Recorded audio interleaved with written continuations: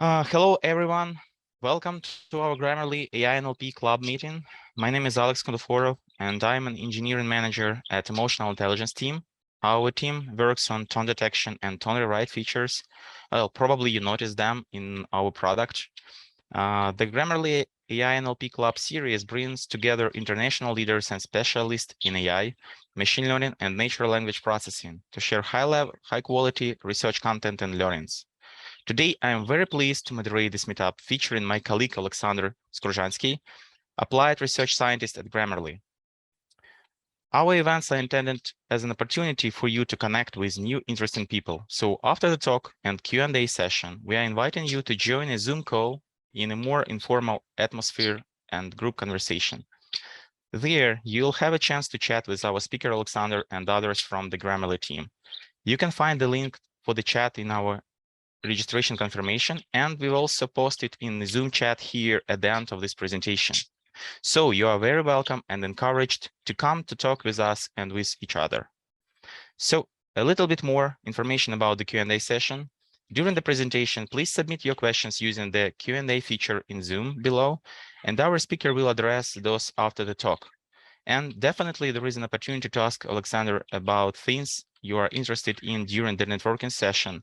So don't miss your chance there as well. Okay, so with these logistical matters behind us, let's now get to the main part of today's meetup. I'm really thrilled to welcome Oleksandr, an applied research scientist who will talk on how the text-conditional image generation field has evolved in recent years. Oleksandr, the stage is yours. Yeah, thank you very much, Alex. So before we start to talk about state of text conditional image generation, I would like to have a short quiz. So please, those who are familiar with Glide model or heard something about it, please write 1 in the chat.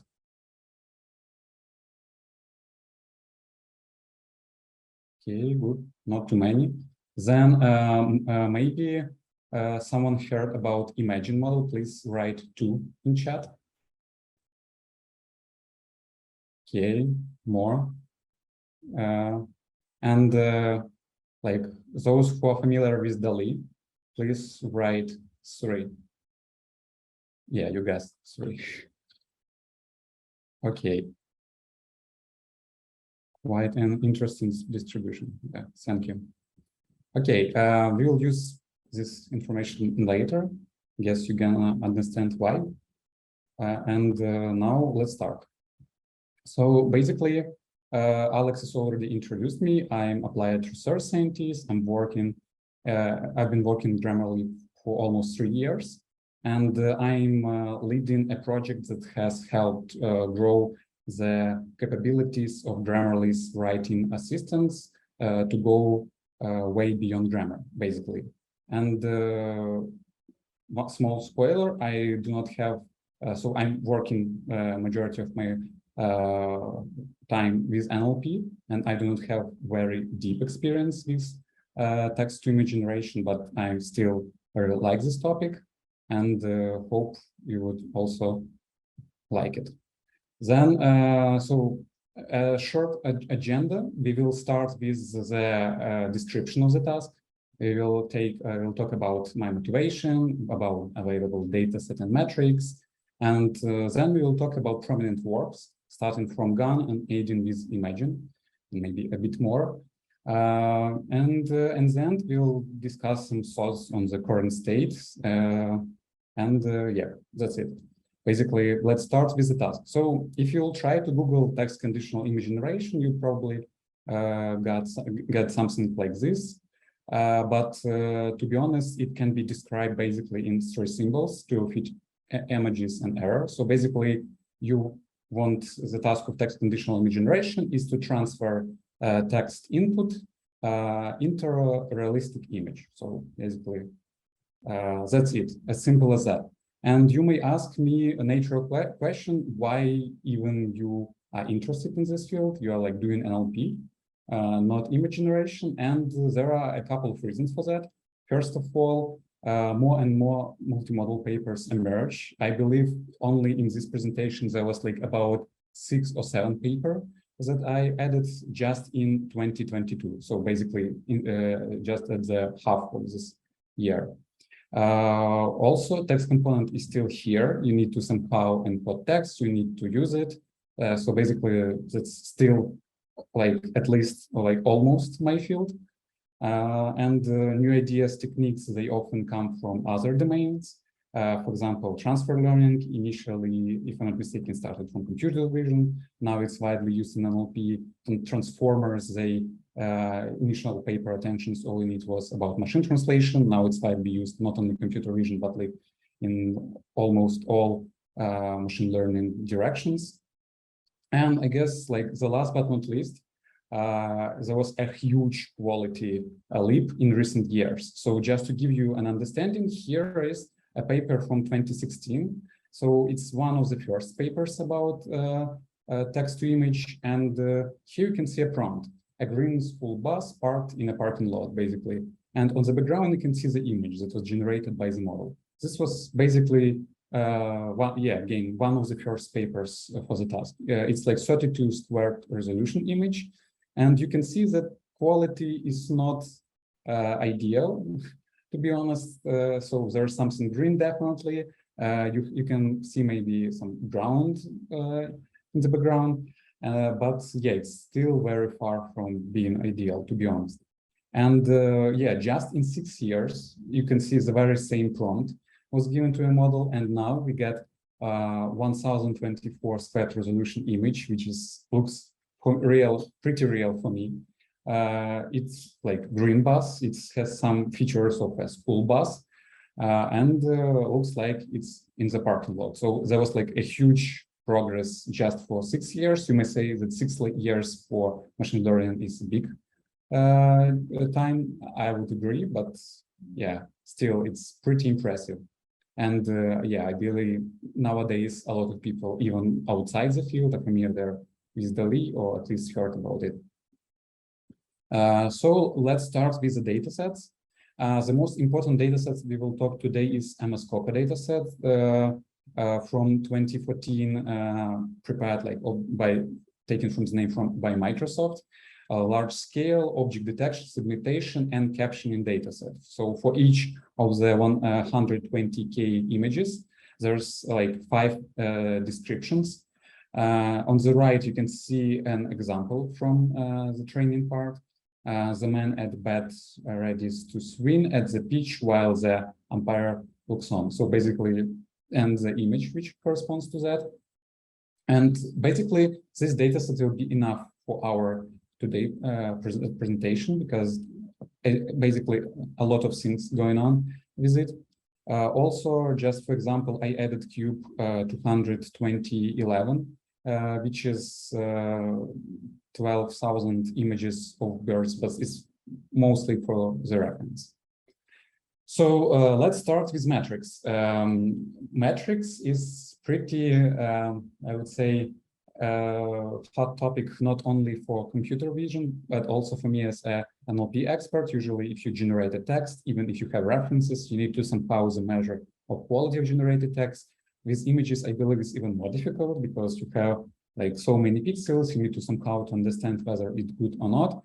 And even from 2016, there was already a metric called inception score. And the idea is the following. So here we will use inception with ImageNet model. It's like pretty famous Google architecture, which was trained on the ImageNet. And using ImageNet is basically a big data set for image classification with a lot of classes. And from this model, if you have an image, you can get the distribution of classes, label distribution. And for your generated images, you want this distribution to be as sharp as possible, because if you generated a dog, you want that probability of it being a dog is like 99%, for example, and everything else is like less than 1. And there's a notion of marginal distribution. Is basically just average distribution over all images. And you want to be it plain because you want to have diverse image generation. You want to generate not only dogs, but like cats, elephants, whatever. And basically, the idea is to calculate Kullback-Leibler divergence between each label distribution and the marginal distribution. Kullback-Leibler divergence is basically a distance, so the bigger it's the better in our case, because we want this distribution to be as different as possible. So we want to use this distribution. So the higher KL divergence score, the better we perform. Then in 2017, Fredshot inception distance was introduced. So here, so if like previously we didn't need any basically reference data set, here we need it. And usually it will be MS-COCO. So we have a reference data set where there's like description in our case and images. And we have again ImageNet V3, ImageNet, sorry, inception V3 model. And we can get feature vector from this model. Basically, we can get this feature vector for each generated image. So feature vector is basically layer before label distribution, and it usually represents some useful information about the image, some, I would say, high-level representation of the image. And often they used to like embed the image. And basically, then we calculate mean and covariance for both dataset, generated and real dataset, and then we can calculate Wasserstein 2, which is often called Fredshot distance between them. At the image, you can see that, like for example, if you add some distortion to the image in FAD, Fredshot inception distance score is growing. So the lower FAD score, the better, because we want to have our generated images as similar as our reference images. So yeah, now as we have some understanding about the task, let's switch to the prominent works. I believe we should start with Generative Adversarial Networks, or GANs, introduced by Goodfellow in 2014. Basically, the main idea here is, the main principle here is game theoretic approach. When you have two neural networks, you have generator and you have discriminator. Basically, they are two adversaries, which try to battle each other. And generator tries, like from the name, to generate a realistic image. Discriminator tries to guess whether the given image is generated or not. I believe one of the most famous work of GANs is like StyleGAN v2, introduced in 2019. And there's this website, which is called thispersondoesnotexist.com, where you can enter and check faces. So this model generates only faces in particular, because it, I believe, in Celeba dataset trained. Yeah, you can enter this site, and this is an example that I've got. You can check later by yourself, and you can see that like it's look pretty realistic. Like it's not, maybe if you will try to look it in more detail, maybe you find some problems with the image, but like just with a brief look, it looks pretty cool, right? What differs when we add our basically condition, our text? So usually like it's GANs, here's like cGANs or conditional GANs. When we provide in by some way an information about some additional information about here it's text to the generator and to discriminator. Generator obviously needs it to start generation from some text. It needs to know what text, what description you want to generate on. And discriminator also needs this information, maybe not just to evaluate the fidelity of the image, but also text-image alignment. And like you can see that there was a pretty good and stable progress over the years with GANs and text conditional image generation. Basically, you can see that the best model, XMC GAN, has 9.33 FAD 30K score on MS-COCO dataset. Again, we will use this MS-COCO FAD almost all the time. You can the last XMC GAN model had this contrastive loss to capture intermodality and intramodality correspondence. But the best score here is like 933, and you may imagine, okay, 0 is the best one, 933 should be a good one.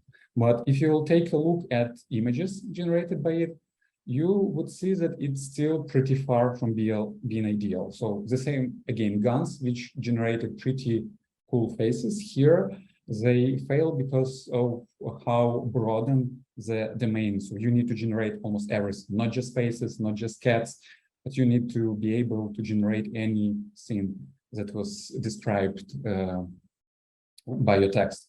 And yeah, a small kitchen with a low ceiling. You can see maybe on this image. So this is, again, this is from XMC GAN, the best paper that used GAN, at least at some point of time.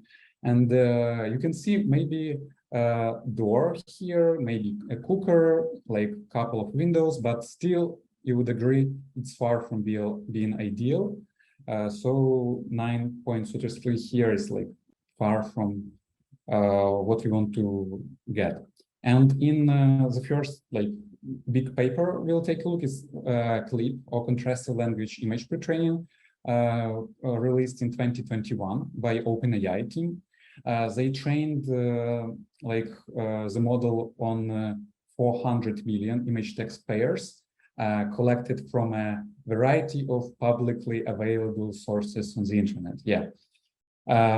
So we don't have access to this data, as you may expect from the description. So there was like text encoder and image encoder. Text encoder 63 million 12-layer transformer on BP encodings, and for image encoder there was like two possible models: ResNet-D with self-attention or Vision Transformers L14. Basically, the idea here is that we want to, so the idea is really straightforward. We want to train this model with contrastive loss.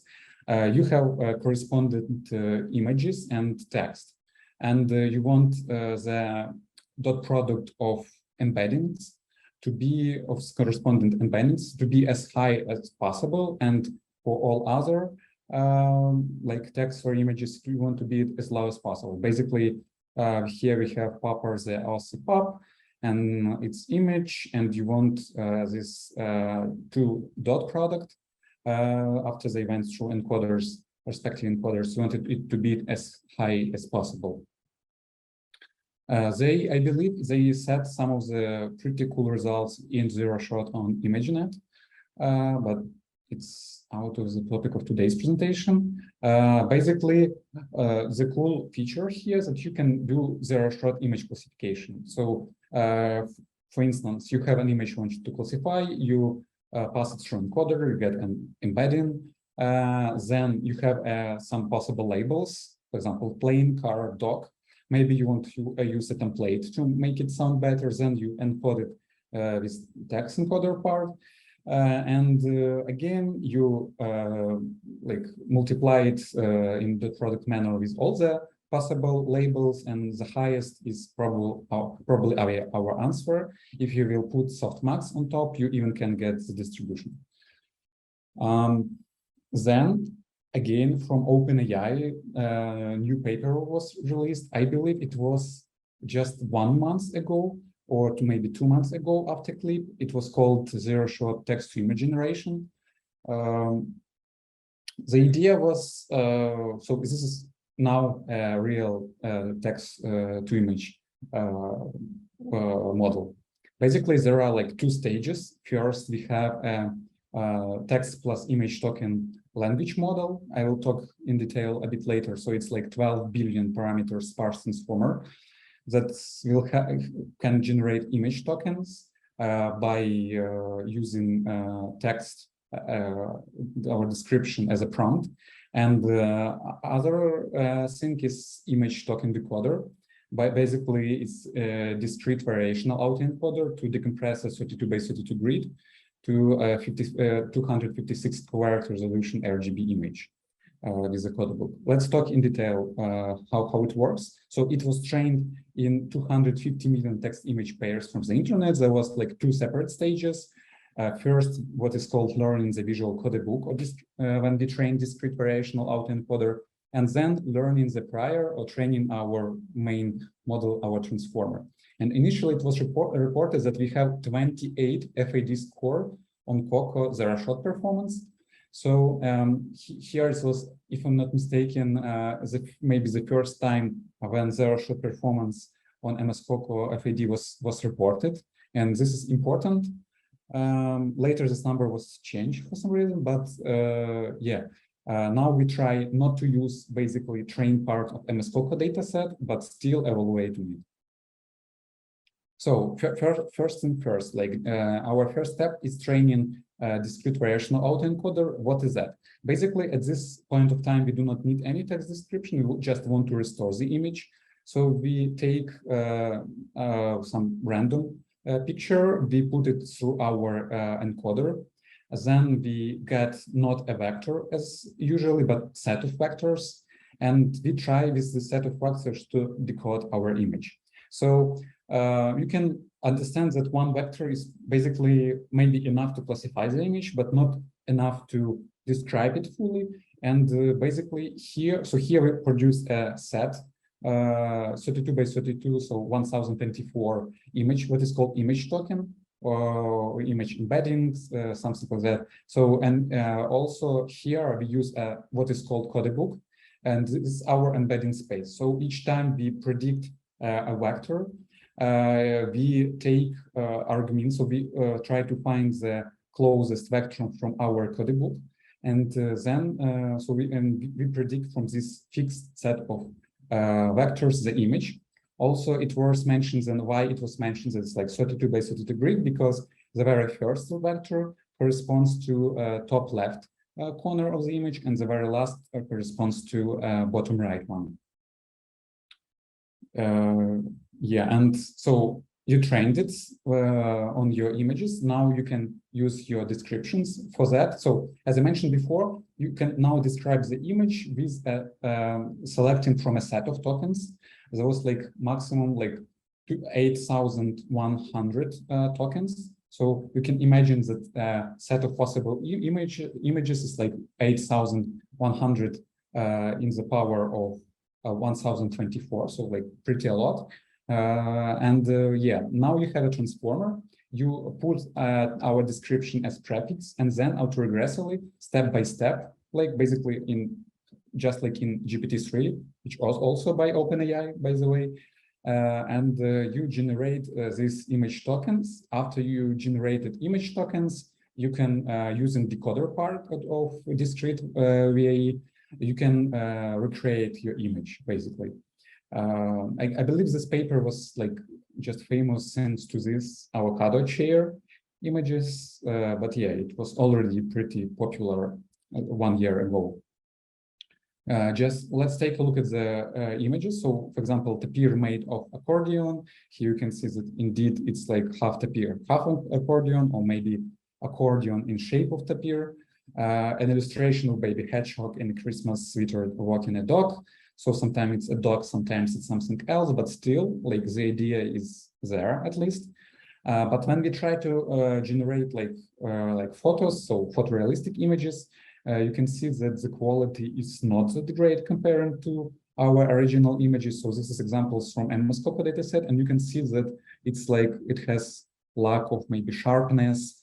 It's a bit blurry, so it's like still far from being ideal, but still these images, so some illustration, they work pretty well. And after that, basically some, I would say, time of diffusion model has started. So what is diffusion model? Let's talk briefly about that. So the very first model was introduced in 2015, and it's believed that deep unsupervised learning using non-equilibrium thermodynamics paper is the first paper when this idea was introduced. Later, there was like some new papers, the two last one by Nicole and Derival in 2021. They basically improved model even more. These two authors, by the way, they are from OpenAI. And again, the last one has this very ambitious name, diffusion models bit GANs on image synthesis. So let's talk how it works. Let's say we have an image and we want to generate like some other images. We can gradually like add noise step by step, and if you will like do it for some period of time, basically we will adapt with just pure noise. In the original paper, and I believe in all the next papers, they use normal noise taken from normal distribution. Yeah, basically the idea is, so you're starting with a noise, and the idea is to do a reverse process. Step by step, you want to predict your image. And your model tries to basically predict the noise. If you can predict the noise, you can then subtract this noise from the image and go into like next steps.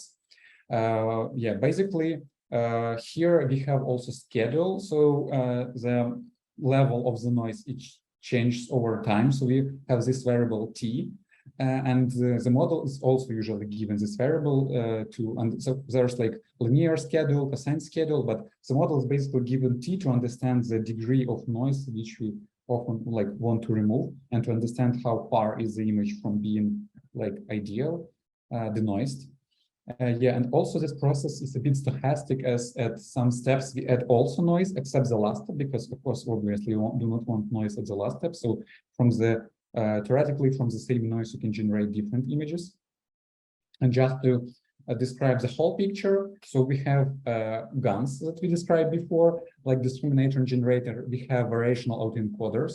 This encoder and decoder parts when we try to make our dense hidden space. Also, we have flow-based models. It's like when you have some like transforms which are inversible, and you apply these transforms, and you just make use this inversible transform to decode it back. I know some examples when these models used in sound generation. Now we have like diffusion models, and I would also add that there are still pretty big class of autoregressive models. Even there are like DALL-E is the mix of autoregressive and variational autoencoder model, because it uses them both. But there was even papers that just use pure autoregressive model to generate the images from like top left to bottom right, like pixel by pixel. So it's like also can be introduced as a separate big class for modality generation. And so basically, and in 2022, from the very same authors, both Daryl and Nichols, took part in this paper. A new paper from OpenAI was released, basically a guided language to image diffusion for generation and editing. They used 2.3 billion parameters, what they call IDM model, which is essentially modified UNet architecture, conditioning on contextual token embeddings encoded by 1.3 billion parameter transformer model. Then they applied 1.5 billion parameter upsampling, again, diffusion models. Diffusion models not only good at like simple generation, they are also good at upsampling actually, and thus they moved from 64 squared resolution image to 256 resolution images. And yeah, in total they had 5.1 billion parameters, and they significantly outperformed 12 billion parameters DALL-E, both in MS-COCO their shot performance and when they had a human evaluation. Also, they explicitly fine-tuned this model to perform text-driven in painting or like image editing. We'll have example soon. And they also try to check like clip-guided versus classifier-free guided generation. And just to give you a brief understanding, because it's a really cool and pretty straightforward idea, but at the same time, it's used by almost all papers that use diffusion models. It's what is called classifier-free guidance. So you want your model to be as aligned, so you want your image to be as aligned with text as possible. And what you can do, so pretty simple idea, you can generate an image with this description, and you can try to generate it without the description, so without no text. Then you can take a difference between these images and basically get this vector and basically scaled to make it even more aligned with the text. So how cool is that? Like pretty simple idea, I would say, but it worked. And just to give you some examples, a corgi wearing a red bow tie and purple party hat. So now it's, I would say, significantly more realistic than DALL-E 1. Or, as I mentioned, image editing. We can select some part of the image and add text, and this will change this particular part of the text. And for this, model should be explicitly fine-tuned. And yeah, they had a direct comparison with DALL-E, and as you see, they are like outperforming significantly. They try to improve DALL-E somehow at re-ranking, but overall, they like, for example, without any tricks, they are outperforming by 91% of the time they were better in terms of photorealism than DALL-E, and in 83% of the time they were better in terms of caption similarity. And yeah, they can basically continue to evaluate in this zero-shot FID manner, again on MS-COCO dataset. You can see that there's like significant improvement in terms of quality. Later, I found in multiple papers that the score of DALL-E is actually different, so maybe they somehow reevaluated it. I'm not sure about the details, but still the jump is like looks like pretty big. Yeah, so. And just at the beginning of this year, OpenAI again launched new paper, which was called DALL-E 2, and the name of the paper, Hierarchical Text-Conditional Image Generation with Clip Latence, or it's often called unclip. So basically, now we'll try to take a look at this, the process. I promise it's like the most difficult that we will take a look today, but still it's cool to understand what's going on here. And basically here we see that we have first text encoder step. We use both clip-like text encoder and glide text encoder. Here, yeah, we use just glide text encoder. So essentially the author use glide in their work and they combine it with clip. And yeah, they use these two encoders. Then they have a step what is called prior, when you generate what is called image embedding from text embeddings. Yeah, it may be both diffusion or autoregressive model. Also, they have glide, modified glide inside of their model, and it can use these prior generated image embeddings from text encoder text embeddings, but also it can use clip image embeddings to generate something. Because you remember clip had these two parts, like text encoder and image encoder, and here you can use not only text encoder for this, but also an image encoder to generate images conditioned not on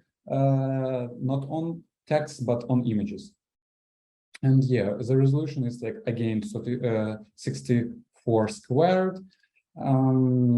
Also, they have upsampling models. This time they have two upsampling models. So they subsequently, they also diffusion models, and they subsequently move from 64 squared resolution to 256 squared resolution to 1024 squared resolution. I believe this model is, from our poll at the beginning, is the most popular one, while it basically do not have very novel ideas here. It basically it incorporates both clip and glide, but they had really cool marketing. They created a Instagram account for DALL-E to generate something cool, and yeah, I believe this is one of the most famous models right now. There was no information about data, and this both clip text and image encoders, they were 2 times bigger than in the original paper. Here is a description from their paper, but we know that there are also upsampling models. And yeah, take a look at this, like propaganda poster depicting a cat dressed as French Emperor Napoleon holding a piece of cheese. How awesome is that? So you can say that it corresponds to the text. Of course, there's like some ununderstandable language here, but still, the cat looks pretty photorealistic. Or, for example, you can see a panda mad scientist mixing sparkling chemicals art station. Here they use this art station, which corresponds to the platforms from authors, which kind of raises a bit question about copyright, but maybe we'll take about it a bit later. And yeah, they use images to generate another images, famous pictures, their own logo. Looks pretty awesome, at least from my point of view. You can go even further. Basically, you can use two images. You can average or somehow interpolate between image embeddings that you can get from clip, and yeah, on top of that, you can generate the image thanks to the glide. And yeah, you also can even have even more cooler. So you can have text guided like image transfer, basically, when you move from one image to another by text description. So DALL-E 2 maybe expectedly outperform Glide in terms of zero-shot FID, but at the same time, they try to compare with them, to compete with them on human evaluation, and they actually failed, what's interesting. So in their best setup, they had only 48, 49% when they outperformed Glide. They, in terms of caption similarity, they also were even worse, but they were significantly better in terms of diversity of generated images, maybe applying some additional knowledge from clip helped with that. And yeah, after that, I believe only 1 month after this, so everything in these timelines, everything's like happened very quickly. There was like even new paper, photorealistic text-to-image diffusion models with deep language understanding. This time it was from Google research. I believe they did this in like similar timeline. So but they included, by the way, DALL-E 2 in their final comparison. So now they have a text encoder, and this text encoder is T5, another Google model, T5 XXL encoder part, and it's what's interesting. It's frozen, so they do not fine-tune it later when they train it on the downstream text-to-image task. Then they have image encoder, 2 billion modified UNet, again, very similar to Glide for text-to-image synthesis. And in the end, again, very similar to the DALL-E 2 paper, they have two upsampling models, again, to get 1024 squared resolution. One moment. I'm sorry. So they used 860 million image text pairs, significantly more. But what's interesting, they not only use some internal data, but they also used Lion dataset, which is open source dataset.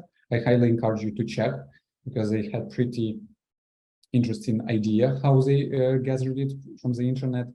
Also, they introduced raw bench evaluation, again, for text to image. But one of most interesting aspects, they essentially proven that scaling the size of the language model boosts both sample fidelity and image text alignment better than increasing the size of image diffusion model. So they had this emphasis that, okay, we use T5, we use it frozen, and it's very important to use this text encoders which have high quality. They also had some tricks for better guidance and more stable training. They use like efficient UNet, name thresholding, but it's like out of the scope of our today's presentation. So just as I described the process, and yeah, take a look at this. Like a cute corgi lives in a house made of sushi, or like my personal favorite, a cute sloth holding a small treasure chest. And yeah, as you can see, these images, they are super, from my personal view at least, super photorealistic. For example, take a look at this dragon fruit. You see like light on the fruit, like shadows. It looks almost like a real image, basically. And what's cool? So they, again, improved DALL-E 2. Zero-shot FID, yeah, here we see updated DALL-E score. And they got like even better numbers, like 7.27. But what's cool here? At the moment when the paper was published, the best model in train performance, so not in zero shot, but when you trained on train part of MS-COCO dataset, it was like 7.55. So they outperform in zero shot setting the best model on trained on this actual dataset. And actually it influenced a lot whether you trained it or not. So how cool is that? So yeah. And now they compared in human evaluation, they also have it. They compared themselves not with some other models, but they compared themselves with real images. And when they compared it to them, so here you can see the best, like good photorealism you can get is like 50, because like you 50-50 against the real image. And they achieved 39.5% of cases when they were better than original image. So again, image to image, you have a real image, you have Imagen generated image, and in almost 40% of cases, people selected Imagen generated images like as real. That's cool. Also, they measured alignment, but as you see, it's almost on par. So MS-COCO dataset is not ideal in terms of alignment, and yeah, they are pretty close to it. And also, they tried to check it in no people setup, no human setup, when they removed all the images with annotations like man, women, person, child, whatever. And in this setup, they perform significantly better. So now it's like almost 44%, so even closer to 50. I'm not sure what the reason behind it. Maybe they removed people faces or just like people from the training data. Maybe they just performed poorly on it, because when there was example from DALL-E 2, they had in GitHub repository some examples, they had pretty poor result in terms of human images with image generation with humans. Yeah, but then this was supposed to end. That's supposed to be the last work that I gonna present. But just while I've been preparing for this presentation, the new paper appeared called "Scaling Autoregressive Models for Context-Rich Text-to-Image Generation," again by Google. First time I believe it was Google Brain. Now it's Google Research, but still same company. The model called Party, and essentially it repeats DALL-E 1 image generation process, but with bigger scale. Now they again have text transformer encoder, but it's like not language model, not just decoder now, but it's text encoder, image token decoder. So which seemed logical from the very beginning actually, but they split this image encoding part from image token generation part. And what's also important, it was pre-trained on C4 dataset with BERT-like objective mask language modeling. Next step, again, they use, now they have image tokens after encoder decoder generation. Then they use vision transformers, VQ-GAN, which is essentially very similar to discrete variational autoencoders that was in DALL-E 1, so we will talk about it a bit later. And again, they have upsampling model. So yeah, they split the process of text encoding and decoding, which looks logical, at least for me. And now in their paper, especially, they experiment a lot with long prompts. So now, as you need to encode it just one time, and that's it. You do not need at each step of the decoder to process it once more.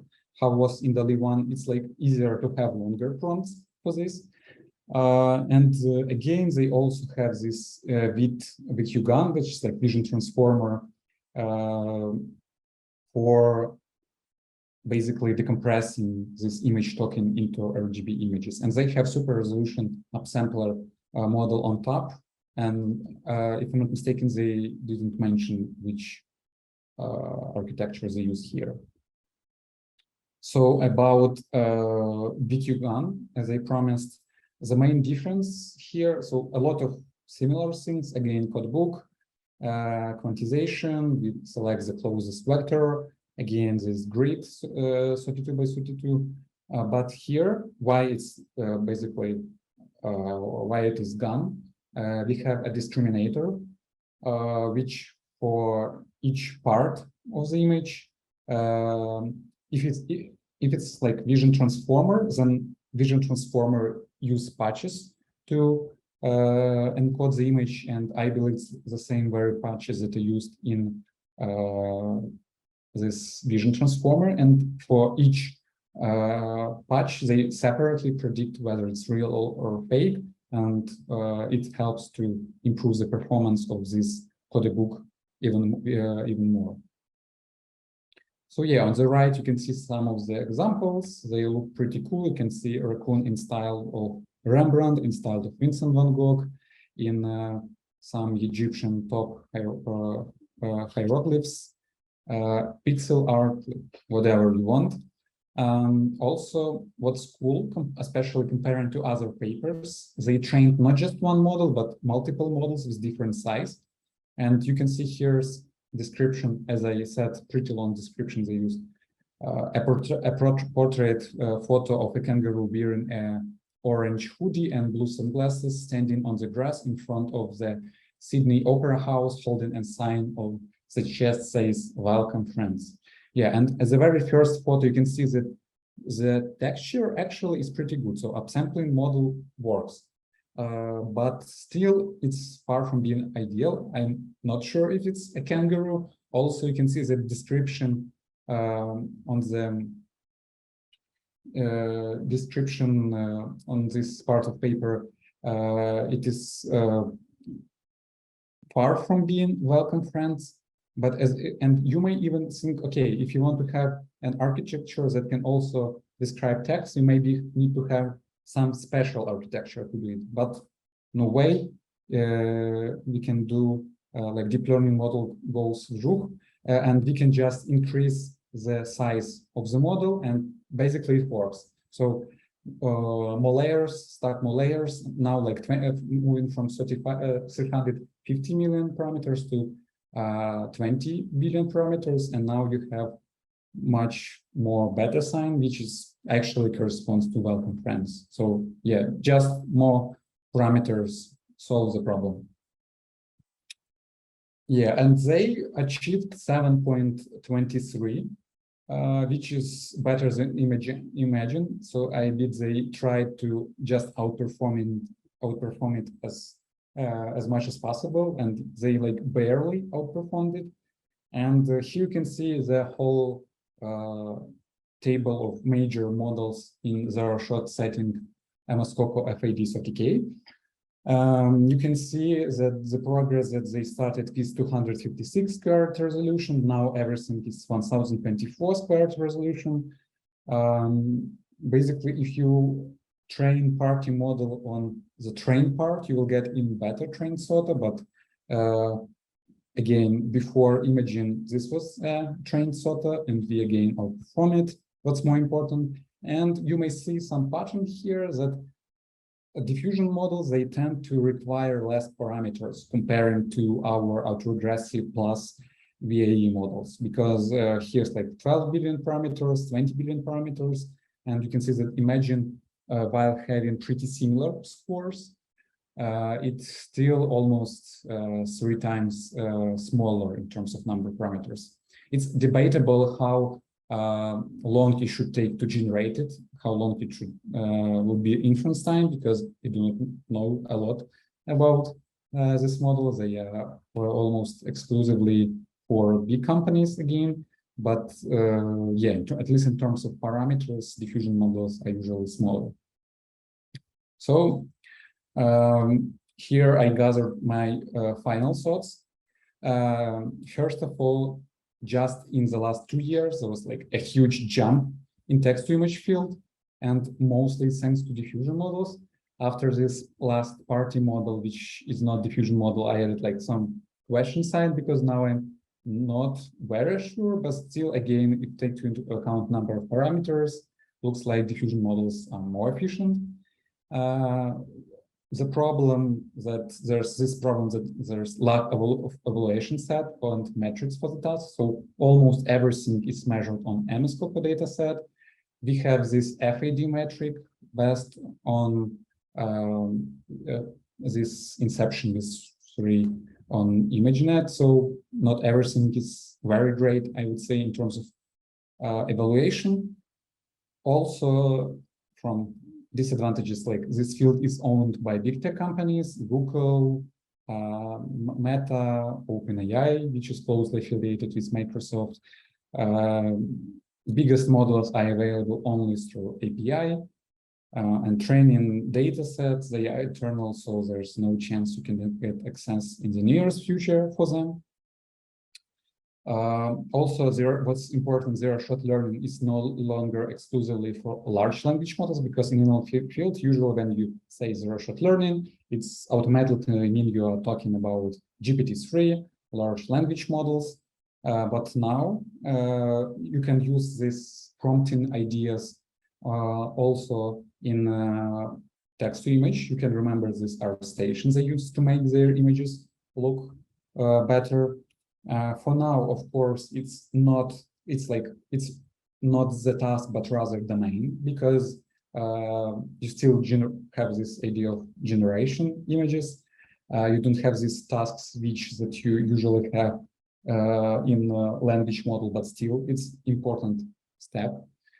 And yeah, basically multimodality is coming. So in recent 2 years, there was like such a big number of papers related to this switch to multimodality. There was Perceiver from Google Brain, when they try to process the text in the very same way. Would it be image, sound, or text, like any modality? Then data to web from Meta, when they have this general idea of portraying, how we can portray regardless of the modality. And we have Flamingo model, which is also from Google, and it can process both text and both images, and then answer a question about the image, and so on. So we are moving towards this direction, at least from my opinion. Here I also added some useful links if you feel that you are not very confident in diffusion models or DALL-E. One like autoregressive plus VIE, there's like some pretty cool links. There's also a link to Twitter thread about secret language of DALL-E 2, when there was disproofs about this theory, but still it's interesting to read. Some repositories where a lot of useful information is gathered, and also there's actually DALL-E Mini, which is publicly available without any registration. So this is a model from other authors, but similar architecture. Yeah, you do not need anything to try it. You can play it with it. It's much smaller, I believe, smaller amount of data, maybe line data set, but at least you can play with it. And sometimes at least it's pretty good in memes producing. So we can generate pretty cool memes with it. Yeah, and just some statistics in the middle of my preparation. I decided why not to check how many things I need to read before preparing this presentation. So I went through 33 papers, 15 blog posts, 4 YouTube videos, and 6 repositories. So I hope that this presentation was useful for you, for your research, for your ideas, for your understanding, because yeah, it was pretty tough to go through everything. And these 33 papers, they usually have this example of images that they generate, and usually you need to wait at least like 2-3 minutes to see the paper. So yeah, it's pretty time consuming, I would say. Also, I would encourage you to go through the link and check our open position. So right now we are not doing text to image, but who knows what will be in the future. We are working in a broad field of tasks. It's not just grammatical error correction. There are a lot of other very interesting and I would say challenging tasks that I working on. So if you are interested in this field, please check it out. And yeah, I guess that's it. Thank you for listening to me, and we can go to questions. Yeah, excellent. Thank you very much for such an interesting presentation. Yeah, and there are actually several questions in the chat, so let me ask them. So how does Midjourney fit into this competition? Yeah, so Midjourney, it's like, is it the name of the model? Yes. I think so. Yeah, unfortunately, I'm not familiar. I know make a scene image, which also is one of everything, but yeah, I'm not familiar with Midjourney. Sorry. Yeah, there is like new AI image generator from 2 days ago. Well, 2 days ago was Okay. was probably a blog post about it. Probably it's Yeah, not I was not unable to get older. to edit here, but okay. Okay, yeah, thank you very much. Okay, so besides the metrics, is Potty any better than Imagen perceptionally, from your opinion? So from my point of view, at least from if we will take a look at photorealistic aspect, Imagen, I would say better than Party. They do not have, I'm not sure if they have direct comparison, but Imagen is very good at photorealism. At the same time, Party, they evaluated themselves on very long text prompts. So I think they are better when you need to describe something complex. In their example, they can have, I don't know, 100 tokens description and even more. So yeah, I think for now it's Imagen or Party, but who knows, like maybe this new paper that came out 2 days ago is better in terms of quality. Thank you. What are the, Max is asking, what are the business cases of text to image? Like it seems that there are not too many, frankly speaking. Yeah, so actually it depends on, it's a good question. So it depends on what direction you look at, because yeah, in general, it looks like from the first view that text to image is something like, I don't know, speech to text or text to speech, something that can work, be a black box that you just, for example, send the text to to the company, it returns your back an image, and it can be just, I don't know, sold by itself, by the task itself, by the companies. But still, from what I heard, a lot of artists that basically write like paint images, pictures, they found like they would like to use it, and there are like already painters, like, or like content, I would say image creators, let's say it in this way, that use these models as a starting point. Basically, they write something, they start with the image generated by Imagen, but they improve these images in their way, and not forget about memes creating. Maybe it will be a big business in the future. Yeah, definitely. And actually, probably you're talking about animators, right? It sounds like these images are has quite a good quality already for this space for animation.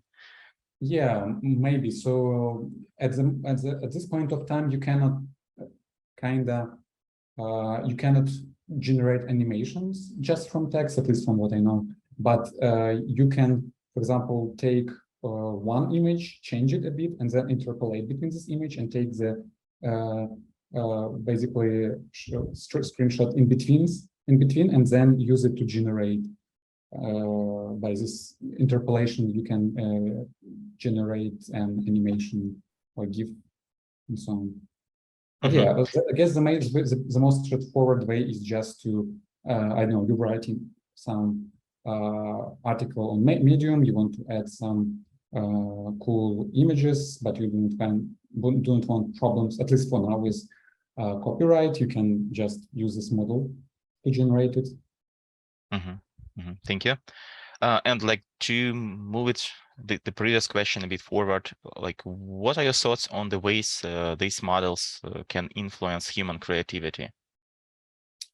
Yeah, that's another good question. So it's both related, I would say, again, to copyright law and to our basically training space of our example. So if you use an image that was generated by the model, but it was trained on the works, like on the pictures from other people, does it like violate copyright law or not? So basically, again, if you have very limited data set, as you say, a lot of ideas may converge to something similar. So yes, this is a problem. But if you have, as they describe, a data set gathered from publicly available sources from the internet, and as you see, like the numbers like 1 billion, it's like almost about 1 billion. The latest paper was like 800 million. So I believe the example should be pretty diverse, and this possibility to generate from one description multiple images, this randomness that you use during your generation, you can have plenty of examples with the same description. If I'm not mistaken, when you use DALL-E 2 API, by one description, you get something like 6 images, something like that. Yeah, and thank you, Dmitro. It sounds like you answered one of the questions above. Thank you very much for help. Is there any work on image generation for languages other than English? Yeah, so that's also a good question. I didn't check, but as usually, everything starts with English. That is the biggest source in the internet. And I believe after some period of time, it also will be possible. It's like with just like with language models. So it started just one language, but now multilinguality is a thing. There's a lot of models, multilingual models that are widely used. So yeah, I hope that in the future they also will be available, because I would say the big boom in this breakthrough in this industry was just 1 year ago. So we definitely need to wait. Maybe, who knows, maybe even in a month I would start to some multimodal text to image generation models, because again, you have language models, and if you have multilingual language models, you can somehow incorporate this knowledge for text to image generation. So basically, in these two last Google papers, they use pre-training for this text encoding part, and maybe if you can find a way how to, so basically how to have the same embeddings for your description in, let's say, Ukrainian and English, then you totally can use this encoder to generate images. The question is more like to these big companies, because they, as I mentioned before, own the field, when they will be interested towards this. Is it easier maybe for them in like this corporate way to first just put your sentence or description to models that translate it to English, and then use English description to generate it? Thank you. Yeah, actually, we have several answers in chat as well. So about Turkish version of Clip, and about probably some Chinese examples too. So yeah, Metro sent also Chinese version, GitHub link. Yeah, thank you very much. And just a second, let me check this list. Yeah, okay, interesting. There are questions, more questions on ethics and on I believe copyright law as well. Yes. Yeah. I'm just wanted to double check. Okay, let's quickly ask a couple more, and others will be moved to our networking session, if you don't mind. So there is also an interesting question. Could any of these models be used in reverse, generate meaningful description of provided image? Yeah, basically it's possible. So you have a space for both. You have some hidden space for both text and images. So in general, even MS-COCO dataset, it was starting as image captioning. So it was started as a reverse task because it looked more feasible to solve it than image generation. At 2016, image generation looked something as very challenging and more difficult. Basically, yeah, I would say that image captioning like 2 years ago was in better shape than text to image.